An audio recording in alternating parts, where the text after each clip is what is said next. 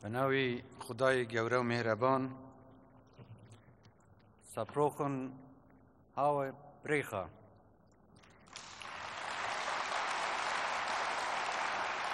خوشک و برانی بەڕێز میوانانی عزیز و خۆشەویست بە خێراتنێکی گەرمی هەموو لایەکتان دەکەم بۆەوە هەولێری پایتەختی کوردستان پایتەختی پێکەوەژیانی ئاین و کولتورە جیاوازەکان بە خێراتنی هەموو ئەو میوانە بەڕێزانە دەکەم کە لە سەراسەری جیهان تەشریفیان هێناوە بۆ بەشداریکردن لەم سیمپۆزیۆمە.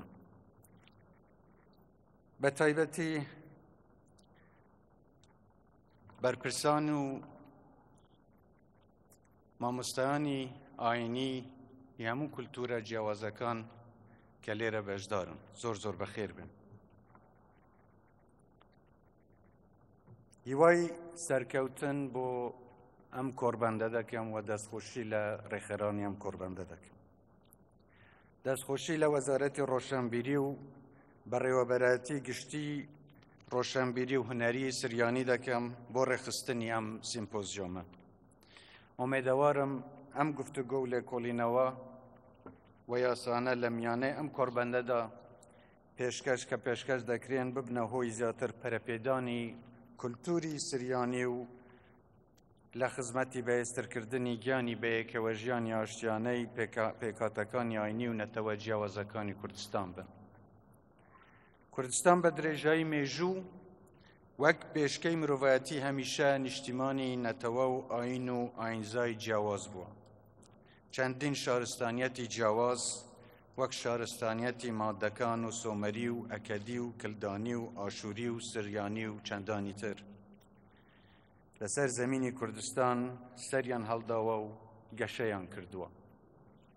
من لە بۆنەی تریش ئاماژەم بەوە داوە کە لە دەڤەری ئێمەدا لە یەک گوندە مزگەوت و کەنیسە و کنشت جێگایان بووتەوە و باوەڕدارانی ئەم ئاینانە و ئەم کولتورە جیاوازانە بەیەکەوە ژیاون و جیاوازەکان یەکتریان قبول کردووە.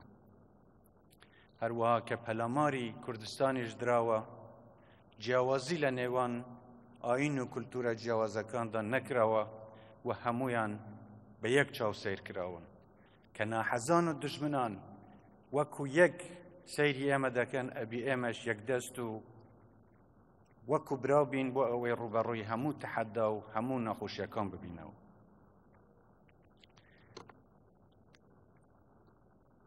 لە دوای ڕاپەڕینی ئاداری 1991 و هەڵبژاردننی پەرلەمان و پێکهاتنی حکوومەت یاریمی کوردستان تا ئەمڕۆ پێکهاتە جیاوازەکانی کوردستانیش بەشداریەکی دیاریان لە ژیانی سیاسی و کولتوری و کۆمەڵایەتی کوردستان دەهەبووە.